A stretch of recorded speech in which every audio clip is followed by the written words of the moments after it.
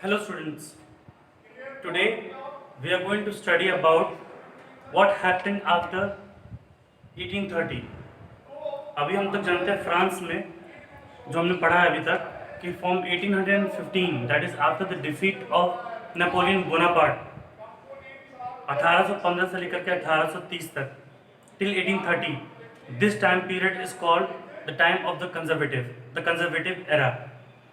It ended in the year 1830 in July Revolution in France, जहाँ पे जो Charles ten था कंजर्वेटिव का वो हटा दिया गया एंड लुइस फिलिप जो लिबरल था he was made the constitutional monarch of France. After that what happened? From 1830 से लेकर के या कह सकते हैं 1830s में 1830 का दशक, दैट मीन्स 1830 से लेकर के 1839 तक या फिर और एक्सटेंड कर दें टिल 1850 तक का टाइम पीरियड, 1840 1850 तक का टाइम पीरियड. ये वो टाइम पीरियड था जहाँ पे पूरा यूरोप में एक इकोनॉमिक क्राइसिस था. There was a need of money. Financially पूरा का पूरा यूरोप जो था डेप्थ में जा रहा था, कहीं ना कहीं बहुत ज़्यादा आर्थिक तंगी आ रही थी लोगों के बीच में. उसका बहुत सारा रीज़न है जो मैंने यहाँ बोर्ड पे लिखा है कि the year after 1830 saw a great economic crisis in Europe. 1830 के बाद का समय जो था पूरे यूरोप में एक क्राइसिस का समय टाइम पीरियड था, आर्थिक तंगी थी. कारण क्या कहते हैं कि पॉपुलेशन तो यूरोप का बढ़ा, बहुत ज़्यादा बढ़ रहा था, लेस एम्प्लॉयमेंट. जितने लोग बढ़ रहे थे उतना एम्प्लॉयमेंट जनरेट नहीं हो पा रहा था. There was a problem. Urban migration, जितने भी रूरल एरिया में फार्मर्स थे, पीजेंट्स थे, they were now migrating to urban places. They were migrating to cities in order to find some industrial jobs. But क्योंकि employment बहुत कम था तो लोग क्या किए, they started forming slums in urban area. cities में, towns में जो गांव से लोग आए थे, peasants आए थे, वो ये सोच के आया था कि उनको इंडस्ट्रीज में काम मिलेगा और एम्प्लॉयमेंट क्योंकि कम था उनको काम नहीं मिल पाया तो वो लोग सिटी में ही फुटपाथ पे या कहीं भी आसपास वो स्लम फॉर्म करना स्टार्ट कर दिए. और धीरे धीरे पूरे यूरोप में हर जगह स्लम जो था एक कॉमन कंसेप्ट बन गया. उसके बाद सबसे इम्पोर्टेंट क्या था, प्राइस राइज. चीज़ों के दाम बढ़ गए. चीज़ों के दाम बढ़ गए क्यों? क्योंकि बैड हार्वेस्ट हुआ. ये आपके एनसीईआरटी बुक कहता है. अब बैड हार्वेस्ट क्या होता है, क्यों था, वो समझाता हूँ. 1835 से लेकर के टिल 1845-48 तक वो टाइम पीरियड है जहाँ यूरोप में कोल्ड वेव्स की ज़्यादा था. There was highly cold wave, snowfall बहुत होता था.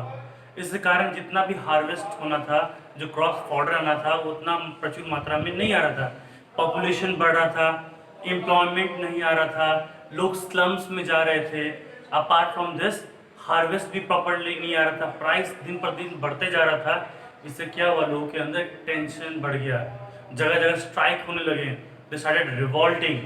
अगर आपको इस चीज़ को लाइव समझना हो, you can see the pictures of Charlie Chaplin. Charlie Chaplin अपने मूवीज़ में इस दौर की चीज़ों को बहुत सारा व्यंग्य चीज़ डालते हैं, like the dictatorship, the dictator. ये सब लाइफ इज़ ब्यूटीफुल, ये सब मूवीज़ ऐसे हैं जहाँ पे उन्होंने इस चीज़ को दर्शाया है. कैसे लोग जो था एक एक ब्रेड के लिए लोग लड़ना स्टार्ट कर देता था बिकॉज लोग ज़्यादा थे, हार्वेस्ट नहीं था, काम नहीं था. देयर वाज एवरीवेयर स्ट्रगल, चारों तरफ नेगेटिविटी ही भरा पड़ा था. ऐसे टाइम पीरियड में जो लिबरल रेवोल्यूशनरीज थे जिन्होंने 1830 के बाद पावर को अपने अंडर किया था, they were facing a lot of trouble to sustain that power. उस पावर को अपना गवर्नमेंट बरकरार रखने के लिए बहुत सारा प्रॉब्लम हो रहा था. उसका बेस्ट एग्जांपल उनको दिखता है फ्रांस.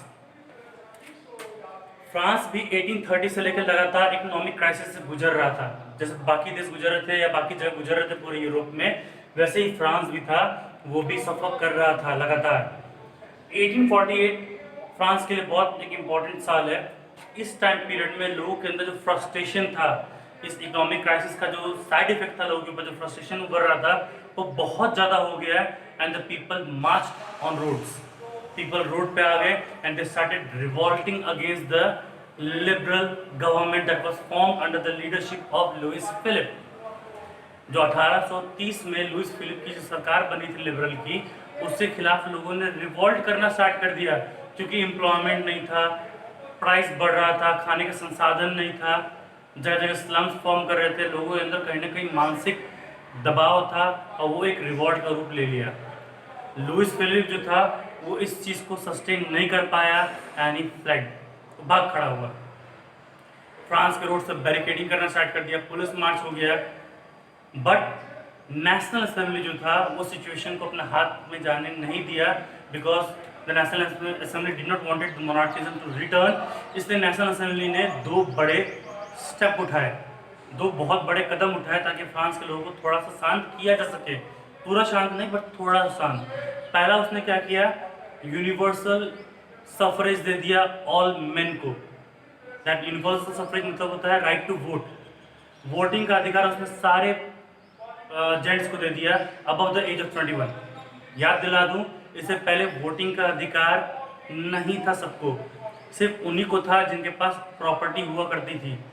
जो प्रॉपर्टी वाले लोग थे, जो कम से कम टैक्स पे करते थे, उन्हीं को अलाउड था वोटिंग देने का। याद कीजिए क्लास 9 का हमने पढ़ा था active citizen and passive citizen. जो एक्टिव थे वो वोट करते थे, पैसिव जो थे पैसिव भी थे। बट 1848 के रिवॉल्ट के बाद नेशनल असेंबली ने सिचुएशन को कंट्रोल करने के लिए 21 ईयर्स ऑफ एज के जितने भी बड़े जेंट्स हैं उनको वोटिंग का अधिकार दे दिया। But remember, women were denied the right to vote still. इसके अलावा उन्होंने लोगों को आश्वासन देने के लिए कि एम्प्लॉयमेंट जनरेट करेंगे, उन्होंने आपके नेशनल असेंबली वाले थे, दे फॉर्मुलेटेड अ नेशनल वर्कशॉप। उन्होंने एक नेशनल वर्कशॉप का गठन किया, एस्टैब्लिश किया। वो national workshop will work on generating more and more employment for the French people. और जब एम्प्लॉयमेंट जनरेट हुआ that mean there will be circulation of money. जब मनी सर्कुलेशन में, जब इसके हाथ सैलरी दोगे तो लेबर के हाथ में जाएगा, लेबर कुछ सामान खरीदेगा, शॉपकीपर के हाथ में जाएगा। तैसे क्या मनी का सर्कुलेशन होता है। जब मनी का सर्कुलेशन होता है तो इकोनॉमिक क्राइसिस उतनी नहीं होती है। तो जब मनी का सर्कुलेशन जब स्टार्ट करने के लिए उन्होंने क्या किया, एक नेशनल वर्कशॉप बनाया जो कि लोगों के लिए एम्प्लॉयमेंट जनरेट करेगा। तो जो दो मुद्दा था वो था, एक पहला कि यूनिवर्सल एडल्ट फ्रेंचाइज दे दो सारे मैन को जो 21 ईयर्स के ऊपर हैं, और एक नेशनल वर्कशॉप का गठन करो जिससे मैक्सिमम से मैक्सिमम एम्प्लॉयमेंट जनरेट हो सके। इन दो स्टेप्स से जो नेशनल असेंबली था, they tried to suppress, they tried to calm down the people's frustration in the year 1848 and this somewhat or the other succeeded. ये तो था टाउन्स एंड सिटीज का। अर्बन के अलावा जो रूरल एरिया था वो भी पूरा का पूरा टर्मोइल से गुजर रहा था। टर्मोइल मतलब उथल पुथल से गुजर रहा था। There was no peace, or you can say there was no established institutions going on। मतलब एक परफेक्ट नहीं था, चाहता क्योस ही था, चाहता झगड़ा झंझट हर जगह लगा हुआ था। सबसे इंपॉर्टेंट जो कंसेप्ट हमको देखने को मिलता है that is in Silesia. Silesia is a rural area, a countryside place in France. In year 1845 the weavers, जो बुनकर समाज है वहाँ का, weavers, they revolted against their contractors.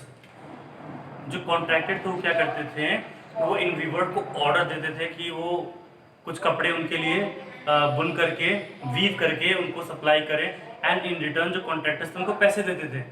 But 1845 के टाइम पीरियड ऐसा था जहाँ पे जो वीवर्स थे, वो जो कॉन्ट्रैक्टर्स थे वो वीवर्स को ऑर्डर दे रहे थे, उनसे सामान भी ले रहे थे, बट ऑन द कॉन्ट्ररी उनको पेमेंट बहुत लो कर रहे थे और इरेगुलर कर रहे थे। धीरे धीरे व्यूवर्स के अंदर अनरेस्ट पैदा होना स्टार्ट होगा, because they were not given the payment. उनको प्रॉपर पेमेंट नहीं मिल रहा है, उनका लाइवलीहुड बहुत टफ हो रहा था। दे स्टार्टेड क्वेश्चनिंग ऑन 4 जून, बहुत अच्छा टाइम, ये इंपॉर्टेंट डेट है।